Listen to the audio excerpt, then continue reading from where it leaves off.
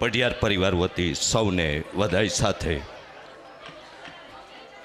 બાલાજી હનુમાન મંદિર, ભૂપેન્દ્ર રોડ, રાજકોટ, કોઠારી પૂજ્ય વિવેક સ્વામીને પ્રાર્થના સાથે વિનંતી કરીશ કે આપ કથા મંચ પર પધારી ભાગવત ભગવાનનું દર્શન પૂજન અને સખાભાવનો અરસપરસનો પ્રેમ આપ પરસ્પર વ્યક્ત કરશો તેવી વિનંતી છે.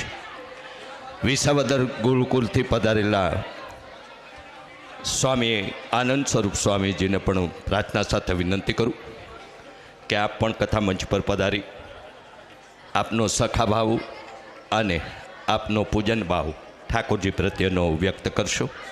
પૂજ્ય દાદાના બંને પરમ મિત્રો યોગાનુયોગ કૃષ્ણ સુદામાની ભૂમિમાં આ મિત્રોનું પણ મિલન એ એક અલૌકિક અવસર ગણી શકાય. પઢિયાર પરિવાર વતી બંને સંતોના શ્રીચરણોમાં ભાવવંદન વ્યક્ત કરતા આવો ચતુર્થ દિવસની આરતી સંપન્ન કરીએ. પણ વિનંતી કરીશ કે ફક્ત પુરુષ, પઢિયાર પરિવારના ફક્ત પુરુષો જ, બહેનો હમણાં કોઈ કથા મંચ પર નહીં આવે, બહેનો કોઈ કથા મંચ પર નહીં આવે.